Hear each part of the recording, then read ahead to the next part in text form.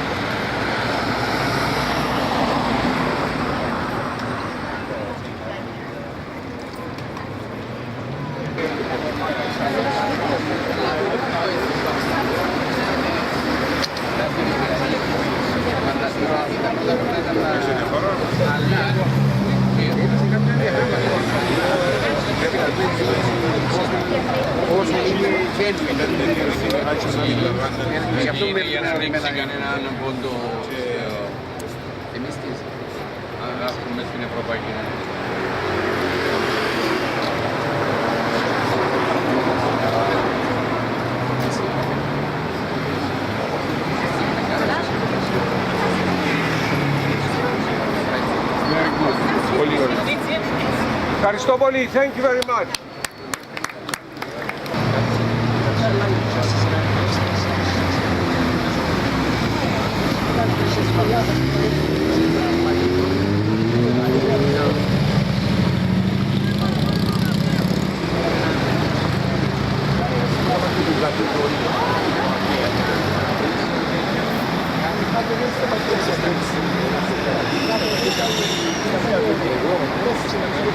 Εδώ σε την εκκίνηση να λοιπά, και από το να κρατάω το μικρόφωνο. Δεν κάνετε όλοι γρήγορα, θέλεις. Έτσι, να πάρω το... You with the few leaning in the front. Neocli. Αφήστε τον άτεντο. Neocli. Neocli. Neocli. Τους βουλευτών μπροστά, ρε. Και του αυτοπέδου. Και τους βουλευτών να τους μπροστά. Come on everybody.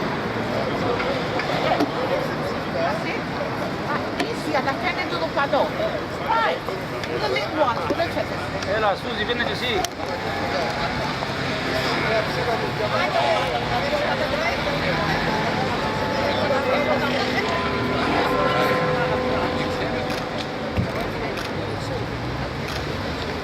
Μινά.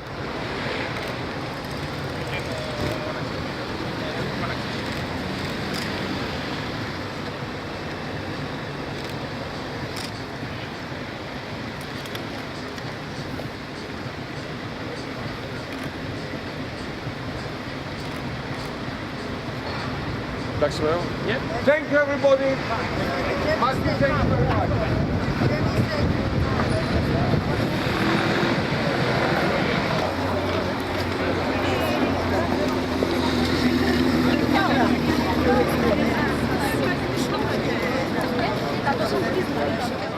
Στη συνέχεια, η Εθνική Κυπριακή Ομοσπονδία, όπως κάθε χρόνο, διοργάνωσε συζήτηση σε δωμάτιο της Βουλής των Κοινοτήτων με καλεσμένους πολλούς Βρετανούς βουλευτές και διάφορες προσωπικότητες. Η συζήτηση αφορούσε στο εθνικό ζήτημα της Κύπρου σχετικά με την εισβολή και κατοχή του 37% του νησιού. Ας δούμε το καλωσόρισμα και την εισαγωγή από τον πρόεδρο της Εθνικής Κυπριακής Ομοσπονδίας, κύριο Πίτερ Δρουσιώτη. I really want to thank our sponsors because they made available these excellent facilities to us tonight. We mark this evening nearly 4 decades of military occupation and colonization in Cyprus. 39 years of anguish for the relatives of the missing, many of them here with us tonight. The utter injustice of division, ethnic cleansing, cultural genocide, religious desecration. These consequences are the pernicious legacy of Turkey's invasion of Cyprus in 1974. But the tragedy of this island is made even more profound because of the will of the international community, the will of the United Nations, has been repeatedly defied with complete impunity by successive Turkish governments for nearly 40 years, which makes today an anniversary of failure too. the failure of the international community to hold Turkey to account. Cyprus is up against an authoritarian and intolerant Turkish Prime Minister who has a problem with pluralism in his own country. Mr. Erdogan has shown no sign of engagement in relation to Cyprus, other than on his own terms, which would mean the island's total capitulation to Turkey's neo-Ottoman demands. The island's indigenous people, whatever their ethnic origin, and their wishes are the last thing on Mr. Erdogan's mind. This year, our plea to our friends in Parliament carries even greater urgency because this event takes place against the backdrop of the unprecedented economic crisis which has engulfed the island following the Eurozone's and the IMF's selective and unacceptable measures which have devastated Cyprus's economy and which some want to exploit in order to impose the permanent partition of the island. The United Kingdom remains a crucial player. It has historic treaty obligations in relation to Cyprus. It maintains military bases on the island, and it is Cyprus's partner in the European Union, in the United Nations, and in the Commonwealth. It is also a strategic ally of Turkey. As such, we believe that British parliamentarians are absolutely pivotal to the Cypriot diaspora's mission to deliver long-lasting unity and justice for Cyprus. So on behalf of our community, I express our profound thanks and appreciation to all of our friends in Parliament. And I appeal to you, gentlemen, I appeal to your sense of justice and to the ideals of liberty and democracy which symbolize our togetherness in this truly unequal struggle. Thank you very much for your help. I look forward to your contribution and the discussion tonight. Thank you very much. Στη συνέχεια ακολούθησαν ομιλίες από πολλούς Βρετανούς βουλευτές και από διάφορες προσωπικότητες που συμμετείχαν στη συζήτηση. Στο βίντεο που ακολουθεί θα παρακολουθήσουμε μερικά αποσπάσματα από τους Βρετανούς βουλευτές, από διάφορες προσωπικότητες, αλλά και τις τοποθετήσεις απλών Κυπρίων που συμμετείχαν στη συζήτηση. Thank you very much, Peter, and it's a great honour to be described as a friend, and so thank you. It's a wonderful thing to be your friend and a friend, hopefully, to Cypriots here. I do have the great luxury of representing the wonderful city of Cambridge, and it's a shame that George isn't here. I hope many of you know George. He's a wonderful man. I've got to know him over the last few years, and I'm particularly pleased he's now become Deputy Mayor of Cambridge. I think it's the first Cypriot Deputy Mayor that we've had in Cambridge. I know you've had others around the country. We hope next year he'll be the Mayor of Cambridge, which will be the natural succession. I hope the elections go the right way to make sure that that happens. I don't want to speak very much because actually Peter's captured so much of what really matters, and also, before we have the votes and various other things that unfortunately hold us up the time, I'd rather hear from you, because you all know the area far better than I do. To my shame, the only time I've ever been to Cyprus was to one of the military bases, landing there for a few hours and then leaving. I don't think I got to see the best of the island at all. But there are two things which are just so important I want to say a bit about. One is the short term, the economic problems that we have in Cyprus, and the fact that we absolutely do have to find ways of resolving it. We can't allow Cyprus to be sort of pushed off because of machinations within other bits of Europe. We can't allow it to be ignored by Britain. I know there is, I'm not going to tread too heavily into the argument about Britain's involvement with Europe, but we should be involved with Europe, we should be involved with Cyprus. We should make sure we're talking earlier about trade, to try to make sure that we can help Cyprus trade out so it can become the prosperous nation that it really needs to be. And I also just wanted to say, you know, and I agree with much of what you said about the long term. I don't remember 74, I wasn't born yet.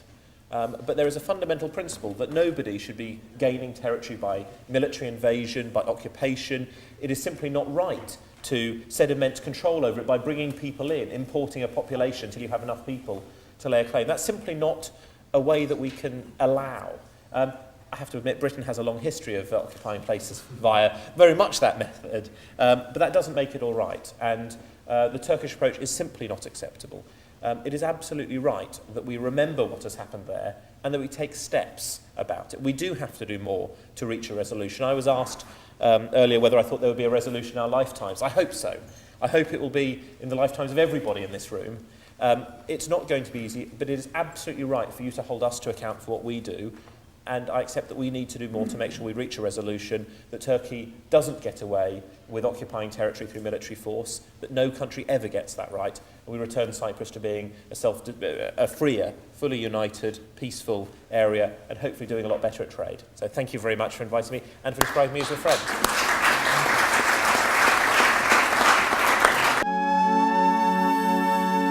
Yeah, I think I have more Cypriot electors than Cypriot members of Parliament. But it's, as I said previously, and I'm just reflecting on what my 8 times probably been here previously of saying, am I going to say anything different?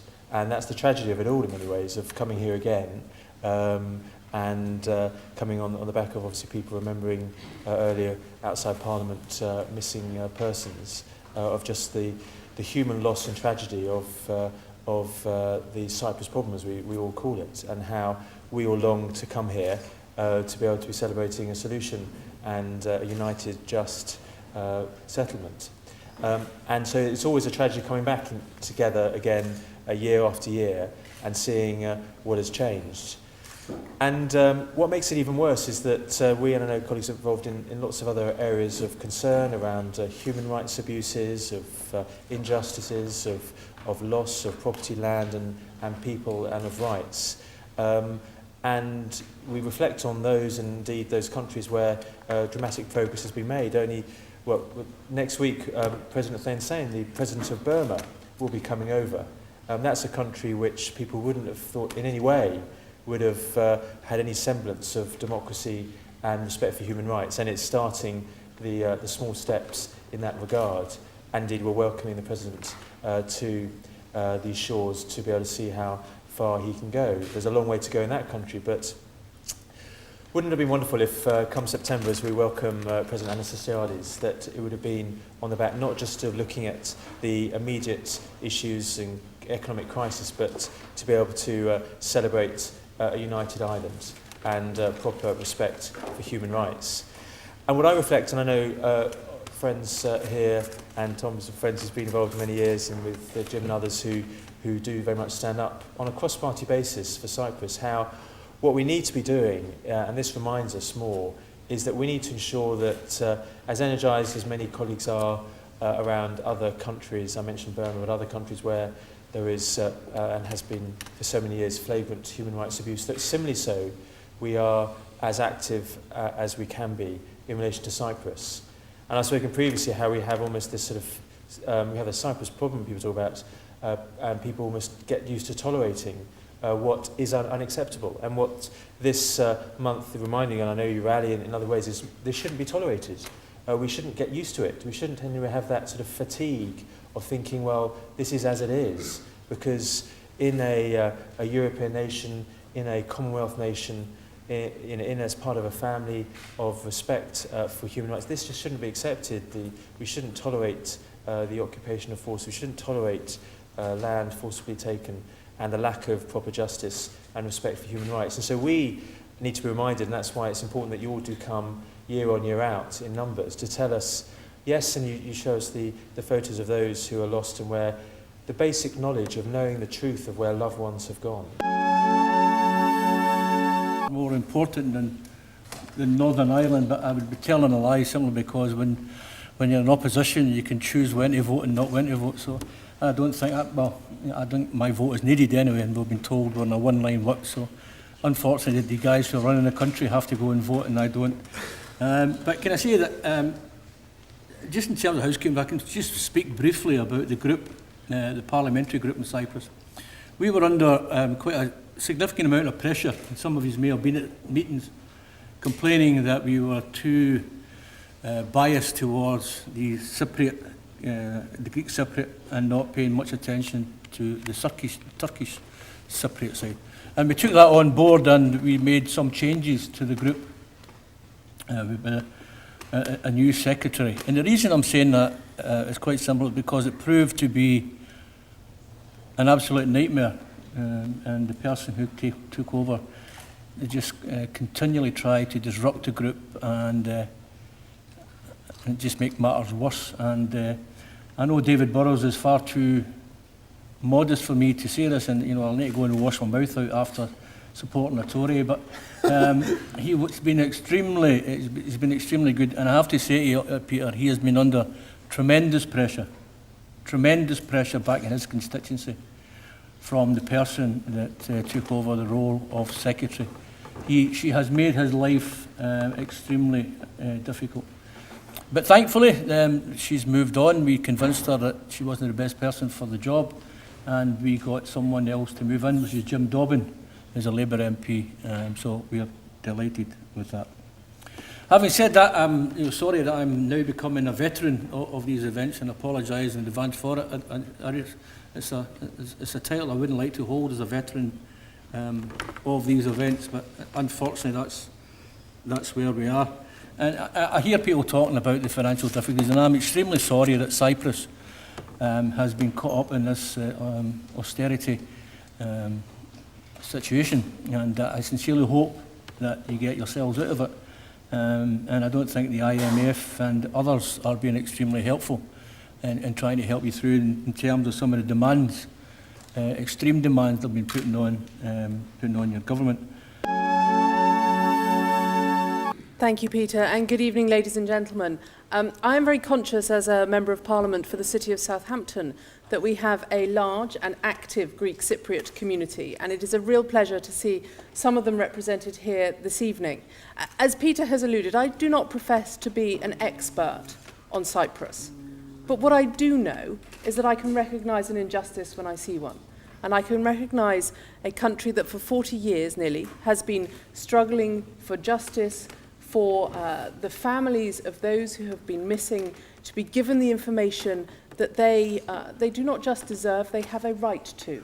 And I firmly believe that Turkey has a duty to now start discussions, to uphold its UN obligations, and to provide for those families the closure and the information that they are very much seeking and have absolutely a right to have. I apologise. This evening is, as ever, one of those jumbled up parliamentary evenings where we have votes running all night long, where I gather the plumbing of the wonderful palace we're in has failed. And so I apologise if there are few of my colleagues here and if I have to rush off the next time we have a division. But certainly I will stay as long as I can to hear the views of those represented, and I would just like to take this opportunity to thank you for annually taking the trouble to come into Parliament and to make sure that we hear the message that those missing Cypriots are not forgotten. Thank you. As everyone in this room knows, summed up very clearly that after 39 years, the injustice for the Republic of Cyprus and the Greek Cypriot community is still there after 39 years. Now, all of us in this room know the many attempts that were made by different presidents of the Republic to try to get an honourable settlement. And that, to me, Peter, really wasn't impossible. It was impossible, as report after report has shown, and it's all on the record, because of the attitude for many, many years of Ralph Danktash. That's why there was no progress. And what I would like to hear this evening, and possibly our Member of Parliament can tell us, where on the political agenda in the coalition, or indeed in the Labour Party, is Cyprus today?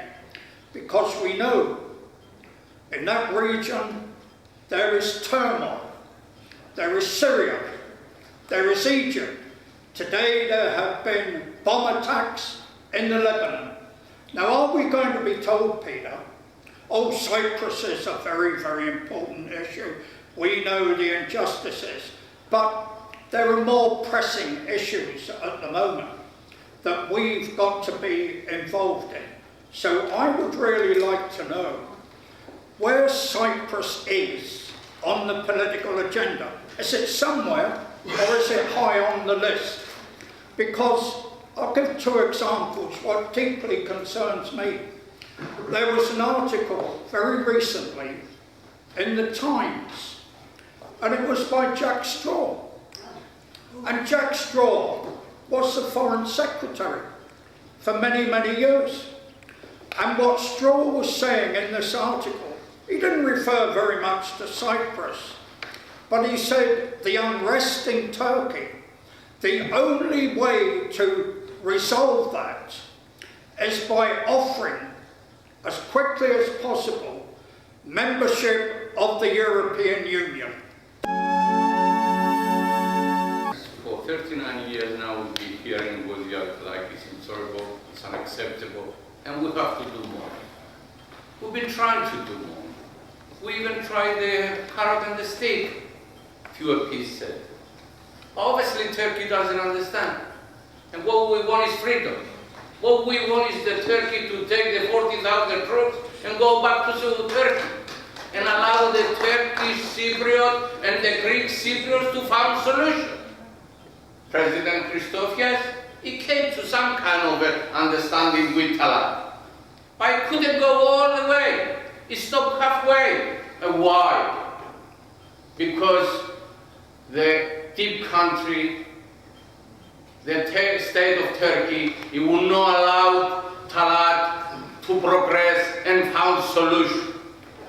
So whatever we say here now, unless Turkey decides it's time to solve the problem, Cyprus problem will be there in 30, 40 years.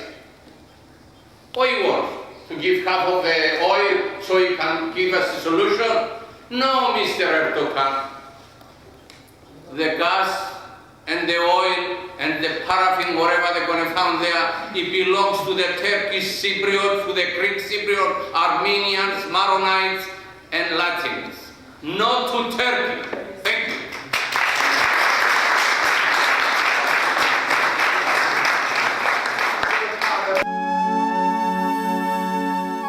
Should stand and rather than make a standard speech at this occasion. I think you've probably had a number of those this evening. I thought I might try and just pick out some of the issues that have been raised in the brief time that I've been here. So I do apologise to you for being late. I am a labouring cooperative member of Parliament, and the cooperative part asked me to attend a meeting along the corridor. So I've been being grilled for 3/4 of an hour, and so I'm hoping you'll give me a much easier time than I've had so far this evening. But what I'd like to pick up, the first contribution I heard when I arrived was a young lady at the back speaking about the role of youth. And the first thing I think that everyone will recognise is, of course, our young people are the future. And the attitude they strike towards all of these issues will be critically important to trying to find a way forward that's successful rather than all the failures that we've talked about for the last 39 years. And I think that it is absolutely critical that our young people engage with this in whichever way they find most appropriate. But I would say that acting as part of civil society can really bring benefits to the Cyprus situation. Now, I don't believe, I'm a politician, and I do believe you have to bring all the forces on all sides to the negotiating table in order to find a solution. So I'm conventional in that way, but I'm very much of the view that civil society in all sorts of ways can play a formative role in bringing us all of the different negotiating parties to the table. And indeed, if we look at current events, in other countries, then we can see the role that civil society can play and does play. And I think that perhaps that's been one of the things that hasn't been as much in play throughout the last 39 years as it should have been. We talk a lot about confidence building measures, we talk about reaching across the green line, we talk about various initiatives, but actually mobilising ordinary people through their civil society organisations, through our young people, would be a way of galvanising opinion on both sides. But of course, as others have said, if we were to leave the Greek Cypriot community and the Turkish Cypriot community to resolve this matter, it probably would have been resolved a long time ago. The complexities of what is happening in the north makes it difficult for the Turkish Cypriot community to speak solely on behalf of people in the north of the island, and of course we have in the background the international community, but in regard to finding a solution, particularly Turkey.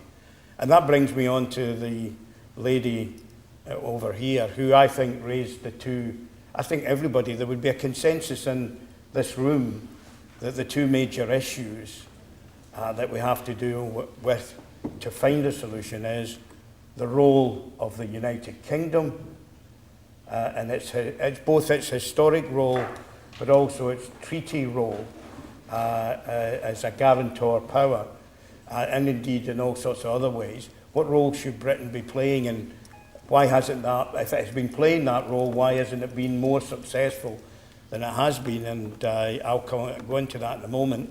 And of course the other is Turkey. Peter, well done on another successful event. How do you feel it went, the overall turnout, and do you feel that you were successful in delivering the message? Meeting. We had a packed meeting, as you've seen. I think we had a very good number of parliamentarians from all parties who are very proud that we have cross-party participation in these events from the main parties in this country, from the Conservative Party, the Liberal Democrats, the Labour Party as well. We have friends in Parliament who are very keen to remain engaged with us. They're doing a lot for the island. It's important that we communicate with them regularly. And this is our opportunity to meet with them so we can hear them, so that they can develop, a dialogue with us, and so that we can convey our message to them as well, that we remain determined to see the island of our origin reunited, free from the Turkish occupation, an island that belongs to Cypriots, and only the Cypriots really should be able to determine the future of this island. One final word, Peter. What is your message for the Cypriots that were unable to turn up, and for the overall Greek Cypriot community in terms of, encouragement for the future in the hope of reunifying the island? My message to our community is that we have a fairly large community in this country, in London, but also in other parts of the country. And tonight we had here representatives from further afield, from different parts of the UK, including Southampton, Nottingham, Coventry, Lincoln. And it's important to bear in mind, Birmingham, and I think it's important to bear in mind that all of these Cypriots, wherever they may be, can make a huge difference to the work that we are doing, can influence their own parliamentarians in the different constituencies where they live. And every one of them, by adding their voice, to our cause, can make a significant impact, and have a significant impact, on our work in this place. So my message to them is that they should engage with the Federation, they should engage with us, but even more importantly, they should go out there and meet their members of parliament in their constituencies and raise the issue of Cyprus with them, because that will make a significant difference to the perceptions that politicians have about Cyprus. It will elevate Cyprus on their agendas. It will mean that they will be able to raise it in this House, in Parliament. And whenever the issue of Cyprus is raised in this House, that has an impact on the British government and further afield as well. Peter, I wish to congratulate you on yet another successful meeting at the House of Commons. and I wish you and your organisation all the future successes. Thank you for being here to cover it. I appreciate it. Thank you. Thank you. Εδώ να σας αναφέρουμε ότι περισσότερα αποσπάσματα από αυτή τη συνεδρίαση θα παρακολουθήσετε προσεχώς στην εκπομπή με το φακό του Hellenic TV.